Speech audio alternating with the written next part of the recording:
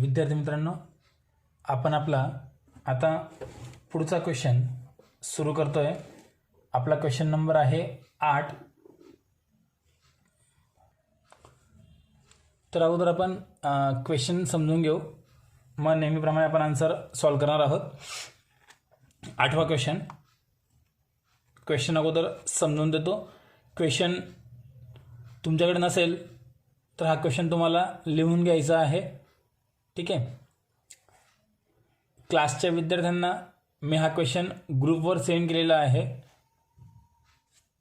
पण ज्यांच्याकडे हा क्वेश्चन नाही आहे त्यांनी अगोदर हा क्वेश्चन आपल्या वहीवर लिहिणं आवश्यक आहे, तेव्हा त्यांना हा क्वेश्चन समजेल. बुक्समधला हा 12 नंबरचा एक्सरसाइजचा क्वेश्चन आहे, पण आपण व्हिडिओमधला हा आपला 8वा क्वेश्चन आहे इनसॉल्व्हन्सीचा. तर आपण क्वेश्चन समजून घेऊ. काय म्हटलं बघू. On 1 January 2013 mister x started business with a capital ₹7,000. जेव्हा एक्सने 1 जानेवारी 13ला आपला बिझनेस सुरू केला तेव्हा त्याने आपलं कॅपिटल लावलं होतं ₹7,000. ही कॅपिटलची अमाऊंट आपण डेफिशियन्सी अकाउंटच्या डेबिट साईडला घेतो. ही is a profit for the year 2013 and 2014 amounted ₹5,554. पहिल्या 2 वर्षी त्याला प्रॉफिट झाला आहे ₹5,554. हा पण आपण कॅपिटल अकाउंटच्या डेबिट साईडला घेत असतो. ही suffered a loss of ₹3,150 in the year 2015.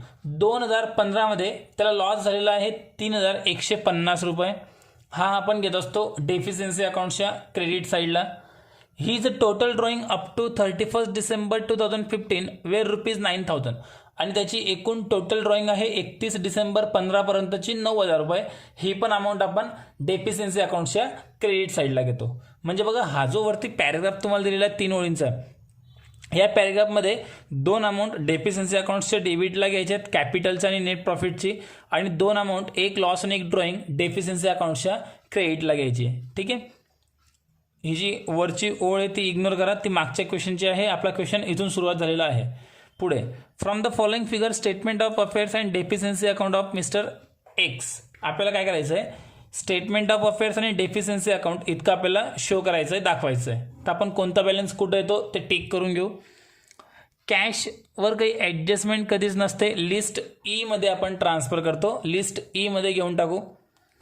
Stock in trade. आता स्टॉक इन ट्रेडवर काही कर्ज घेतलंय का आपण बघू. जर कर्ज घेतलं असेल तर बी किंवा सी मध्ये येईल. कर्ज घेतलेलं जर नसेल तर डायरेक्टली आपण ते लिस्ट ई मध्ये घेऊ. अगोदर आपण क्वेश्चन वाचू, कर्ज घेतलं की नाही बघू. डेटर्स लिस्ट एफ मध्ये आपण घेत असतो. ह्या तिघं पण गुड, डाऊटफुल आणि बॅड. त्यापैकी गुडची अमाऊंट दोघं कॉलममध्ये येईल, डाऊटफुलवर काहीतरी ॲडजस्टमेंट असेल, बॅडची अमाऊंट फक्त बुक व्हॅल्यूमध्ये येईल. फर्निचरवर सुद्धा सेम, स्टॉक सारखं पेंडिंग ठेवू. कर्ज असेल तर लिस्ट बी किंवा सी मध्ये जाईल, कर्ज जर नसेल तर डायरेक्टली आपण लिस्ट ई मध्ये घेऊ. इन्व्हेस्टमेंट इन डिबेंचर, आपण मागे एक क्वेश्चन घेतलेला होता, त्यात डिबेंचरची अमाऊंट आपण लिस्ट जी मध्ये ट्रान्सफर करत असतो. आणि बघा, ह्या क्वेश्चन तुम्हाला हिंट पण दिलेली आहे बघा 2 नंबरची. Investment in debentures included in list G, सांगितलेलं असो किंवा नसो, इन्व्हेस्टमेंट लिस्ट जी मध्ये बिल्स रिसिवेबल मध्ये आपण घेतलं पाहिजे. अनसिक्युअर्ड क्रेडिटर्स 18,000, ₹18,000 आहे. कंसात काय म्हणतोय, इन्क्लुडिंग ₹1,000 ऑफ हिज वाईफ. आता बघा, अनसिक्युअर्ड क्रेडिटर्स म्हणजे देणं आहे ₹18,000. त्या 18,000 मध्ये ₹1,000 ह्या एक्सच्या वाईफचं देणं आहे, म्हणजे वाईफला द्यायचं आहे. शेवटी ते पण देणं आहेच, त्याला पण काही सिक्युरिटी नाही आहे. म्हणजे ह्या सेंटेन्सचा काही उपयोग होणार नाही आहे. आपल्याला लिस्ट ए मध्येच घ्यावं लागेल. ₹18,000 18,000 ए मध्ये लिहिल्यानंतर अनसिक्युअर्ड क्रेडिटर्स म्हणूनच लिहा 1,000. आणि आपल्या माहितीसाठी कंसात लिहून ठेवा की इन्क्लुडिंग 1,000 ऑफ हिज वाईफ, त्याच्या पत्नीचे 1,000 त्यामध्ये समाविष्ट आहेत. ते पण अनसिक्युअर्ड आहेत, ते 18,000 मध्ये समाविष्ट आहेत. म्हणजे 18,000 मधून पत्नीचे ₹1,000 आहेत आणि 17,000 बाहेरचं देणं आहे. ठीक आहे. सिक्युअर्ड क्रेडिटर्स, आपण कर्ज घेऊन ठेवलंय ₹2,500. आता ते पार्टली आहे की फुल्ली आहे ते आपल्याला बघावं लागेल. कर्ज पूर्ण पेड होत असेल तर फुल्ली सिक्युअर्ड, अपूर्ण पेड होत असेल तर partly secured. Value of securities held by secured creditor. बघा, सिक्युरिटीची व्हॅल्यू आहे आणि कशाला तारण ठेवली आहे, सिक्युअर्ड क्रेडिटर्सवर तारण ठेवलेली आहे. अमाऊंट आहे 3500 रुपये आणि कर्ज किती रे 2500 रुपये. म्हणजे हे कर्ज पूर्ण पेड होणार आहे. लिस्ट बी मध्ये आपण ट्रान्सफर करणार. लिस्ट बी मध्ये फुल्ली सिक्युअर्ड क्रेडिटर्स 1000 रुपये सरप्लस शिल्लक राहील. Preferential claim for rates and taxes preferential क्रेडिटर्समध्ये लिस्ट डी मध्ये आपण ट्रान्सफर करतो. बघा क्वेश्चन आपण पूर्ण वाचला. लक्षात आलं असेल की इथपर्यंत फक्त एकच ॲसेट्सवर आपण कर्ज घेतलेलं आहे. खाली काय दिलेलं आहे वाचून घेऊ एक वेळा. ॲझ्युम असं मानायचं आहे द स्टॉक रिअलाइज ₹666. जो स्टॉक होता त्याची व्हॅल्यू किती आली, फक्त विकून 666 रुपये आलेले आहेत. एस्टिमेट व्हॅल्यूमध्ये घेऊ. फर्निचरचे आले 5282 रुपये. इन्व्हेस्टमेंट इन शेअर्स, इथे डिबेंचर पाहिजे कारण इन्व्हेस्टमेंट इन शेअर्स कुठे दिलेच नाही आपल्याला, इथे डिबेंचर हवे होते. Investment in debenture at book value, डिबेंचरची जी व्हॅल्यू आहे 500 रुपये ती 500 रुपये दिले जाणार आहे. And bad and doubtful debt 600 रुपये. इथे बॅड नको होते, क्वेश्चनमध्ये मिस्टेक दिलेली आहे. डाऊटफुल डेट्स आहेत त्याचे आपल्याला किती मिळणार आहेत, 600 रुपये मिळणार आहेत. हे बघा रिअलाइजची व्हॅल्यू आपल्याला दिलेली आहे. इथे सर्व रिअलाइज विषय चालू आहे. स्टॉक रिअलाइज झाला, फर्निचर रिअलाइज झाला, डिबेंचरची रिअलाइज व्हॅल्यू दिली आहे. मग डाऊटफुल डेप्स, जे डाऊटफुल डेप्स 1800 रुपये दिलेले आहेत त्या 1800 मधून आपल्याला 600 रुपये मिळणार आहेत. बरोबर आहे. आणि पूर्ण क्वेश्चन संपला. इथे असं म्हटलंय हिंटमध्ये 1 नंबरवर assume wife's loan out of our stridhan. जे वाईफचं लोन आहे ते तिचं श्रीधन स्वतःच्या पैशामधून तिने दिलेलं आहे. ते कुठून येतं ते आपल्याला काही फरक पडत नाही. देणं तर आपलं आहे. अनसिक्युअर्ड क्रेडिटर्सला आपण घेऊ. आणि पूर्ण क्वेश्चन इथे संपला. आपण बघा इथे 2 बॅलन्स सोडले होते. स्टॉक इन ट्रेड यावर काही कर्ज नाही आहे, लिस्ट ई मध्ये घेऊन टाकू. फर्निचरवर काही कर्ज नाही आहे, लिस्ट ई मध्ये घेऊन टाकू. आता स्टॉक विकून ही अमाऊंट आली, फर्निचर विकून ही अमाऊंट आली, इन्व्हेस्टमेंटची डिबेंचरची विकून बुक व्हॅल्यू आलेली आहे आणि डाऊटफुल डेप्सचे 600 रुपये आहेत. पूर्ण क्वेश्चन संपला. क्वेश्चन तुमच्याकडे लिहिणं आवश्यक आहे. आता आपण आन्सरला सुरुवात करू. फक्त फुल्ली सिक्युअर्ड क्रेडिटर्स उदाहरणामध्ये आहेत, पार्टली सिक्युअर्ड क्रेडिटर्स दिलेले नाहीत. ठीक आहे. आता आपण आन्सरला सॉल्व्ह करू. आन्सर सॉल्व्ह करताना माझ्याकडे पूर्ण फॉर्मॅट मी आखून ठेवलेलं राहील कारण एवढं व्हिडिओमध्ये फॉर्मॅट आखण्यामध्ये वेळ वाया जाईल. तर फॉर्मॅट तुम्ही तुमच्याकडे आखलेलं असलं पाहिजे. ठीक आहे. बघा मित्रांनो, हा आपला पूर्ण फॉर्मॅट आहे. क्वेश्चन नंबर 8 आपण सॉल्व्ह करतोय. Statement of affairs of mister x as on 31 December 2015. सगळे बॅलन्सेस आपण लिहिण्यासाठी नाव वगैरे टाकून ठेवलेले आहेत. क्वेश्चन आपण अगोदर पूर्ण समजून घेतलं आहे. सर्व बॅलन्सेस आपण ट्रान्सफर करू. कोणता बॅलन्स कुठे येणार आहे सगळं आपण क्लिअर केलं आहे. फक्त सगळ्यात महत्त्वाचं आपण सगळ्यात अगोदर काय केलं पाहिजे, फुल्ली सिक्युअर्ड आणि पार्टली सिक्युअर्डला जर काही बॅलन्स येणार आहेत तर ते अगोदर ट्रान्सफर करून घेतले पाहिजे. तर बघा आपण क्वेश्चन वाचला होता सिक्युअर्ड क्रेडिटर्स, फक्त फुल्ली सिक्युअर्ड क्रेडिटर्स या उदाहरणामध्ये आहे, पार्टली सिक्युअर्ड दिलेलं नाही. तर फुल्ली सिक्युअर्ड क्रेडिटर्समध्ये आपल्यावर कर्ज आहे 2500 रुपये आणि सिक्युरिटी आहे 3500 रुपयांची. तर 1000 रुपये सरप्लस इथं येतोय. 1000 रुपये सरप्लस आला. तो सरप्लस पुन्हा घ्यायचा आपण ह्या बाजूला लिस्ट जी बिल्स रिसिवेबलमध्ये आपण ते सरप्लस लिहून टाकतो. त्या नावासमोर आपण फक्त लिहून टाकलं.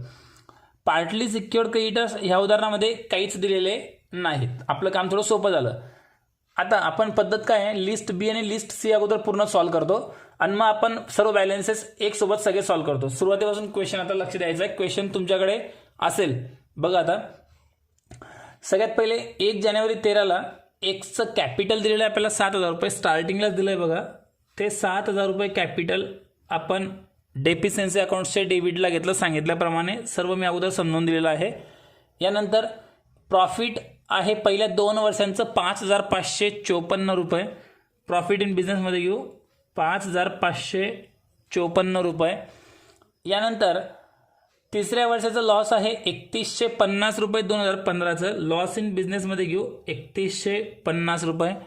यानंतर पूर्ण 31 डिसेंबर 15पर्यंतचं ड्रॉइंग आहे 9000 रुपये. इथं घेऊ आपण ड्रॉइंगमध्ये 9000 रुपये. ठीक आहे. हे संपलं. आता काय म्हटलं पुढे, कॅश म्हटलेली 230 रुपये. कॅश आपण लिस्ट ई मध्ये घेऊ. कॅश 230 रुपये. यावर काही लॉस प्रॉफिट नसतो. नंतर स्टॉक इन ट्रेड 1000 रुपये. लिस्ट ई मध्ये घेऊ, काही कर्ज नाही आहे त्याच्यावर. Stock in trade book value आहे 1000 रुपये. आणि बघा रे, ॲडजस्टमेंटमध्ये असं म्हटलेलं होतं ॲझ्युम द स्टॉक रिअलाइज ₹666 666 रुपये स्टॉक विकून आलेले पैसे आहेत. मग 1000 मधून 666 रुपये जर मिळाले तर आपला इथं लॉस झाला 334 रुपये. मग जो लॉस झाला तो आपण अदर लॉसमध्ये ट्रान्सफर करायचा. नाव द्यायचं स्टॉक इन ट्रेड.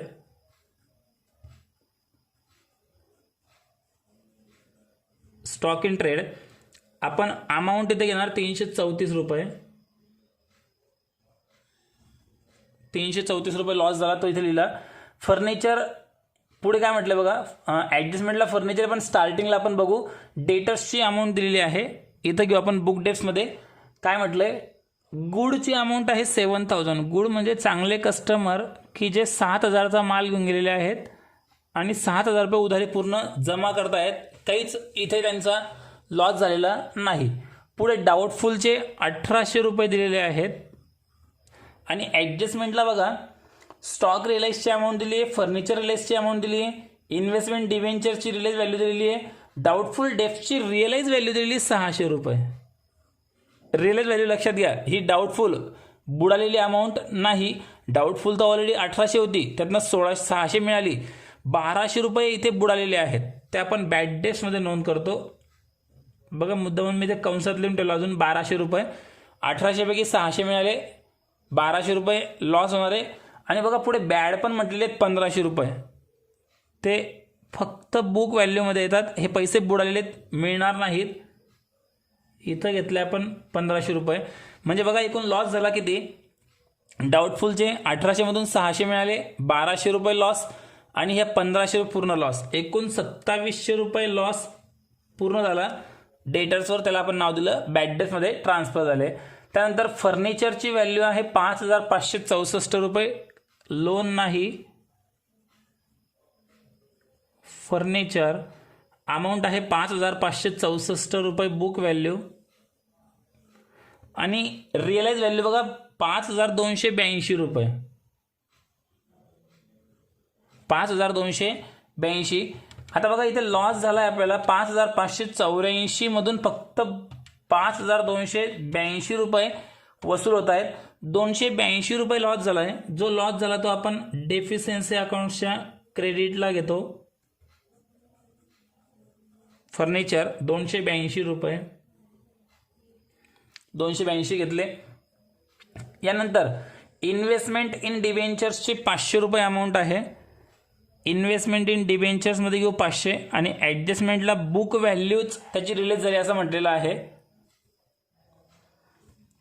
पुढे काय म्हटलं बघू आपण.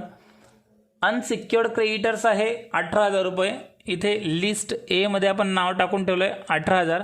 या 18000 मध्ये इन्क्लुडिंग काय म्हटलं त्यांनी बघा, including 1000 of his wife, 1000 from wife. याचा काहीच आपल्याला फरक पडणार नाही, फक्त आपल्याला लिहून घ्यायचे तिथे की वाईफकडनं घेतलेत म्हणून. हे बघा, हे अमाऊंट इथं लिहून घ्यायचं. प्रत्येक वेळेस मी सांगत असतो की ग्रॉस लायबिलिटीमध्ये अमाऊंट लिहून घ्यायचं. चला पुढे. अनसिक्युअर्ड क्रेडिटर झालं, सिक्युअर्ड क्रेडिटर झालेलं आहे, व्हॅल्यू ऑफ सिक्युरिटी झालेलं आहे. प्रेफरन्शियल क्लेम बाकी आहे, रेट्स अँड टॅक्सेसचं 190 रुपये. ते 190 आपण प्रेफरन्शियल क्रेडिटर्समध्ये घेऊ. आणि इथपर्यंत सर्व बॅलन्सेस आपले लिहून कंप्लीट झाले. ॲडजस्टमेंटला बघू काही बाकी राहिलं आहे का. स्टॉकची रिलेटेड व्हॅल्यू घेतली, फर्निचरची घेतली, डिबेंचर्सची घेतली, डाऊटफुल डेप्सचे घेतले. सर्व बॅलन्सेस आपले कंप्लीट झाले. आता आपल्याला अकाउंट्स क्लोज करायचं आहे. अकाउंट्स क्लोज करण्याची पद्धत काय आहे, अकाउंट्स क्लोज करण्याची पद्धत काय आहे बघा. सगळ्यात पहिले इस्टिमेट टू रिलाइज याची टोटल करायची. इस्टिमेट टू रिलाइज कॅल्सी अलाउड आहे, कॅल्सीवर टोटल करा. 230, 666, 5282, नंतर 7000, नंतर 600, नंतर 500 आणि नंतर 1000. 15278 रुपये. 15278 रुपये ही आपल्याकडची टोटल अमाऊंट अवेलेबल आहे. 15278. त्यापैकी सगळ्यात पहिले पेमेंट करायचं प्रेफरन्शियल क्रेडिटर्सचं, सांगितलेलं असो किंवा नसो, सांगितलेलं राहत नाही शक्यतोवर, पण तरी तेच पेमेंट करायचं. लेस प्रेफरन्शियल क्रेडिटर्स 190 रुपये. प्रेफरन्शियल क्रेडिटर्सचे 190 रुपये लेस करायचे. बॅलन्स होईल 15,088 रुपये. 15,088 रुपये बॅलन्स उरला. आता हा बॅलन्स उरला 15,088 आपल्याकडे. आता काय करायचं आहे, लायबिलिटी साईडची बेरीज अगोदर करायची. लायबिलिटी साईडची बेरीज अगोदर करायची. टोटल इथे 18,000.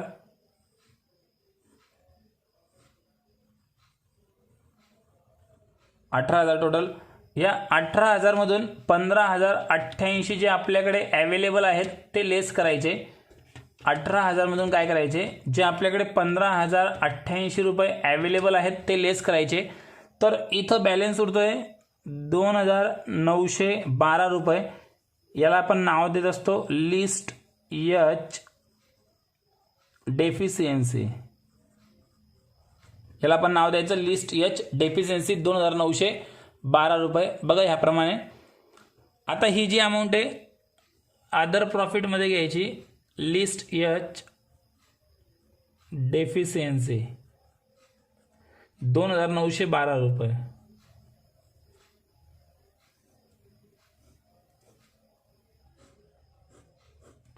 आणि इथपर्यंत पूर्ण बॅलन्स आपण ट्रान्सफर केले.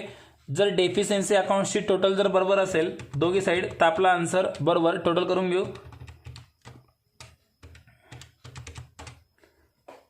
15,466 रुपये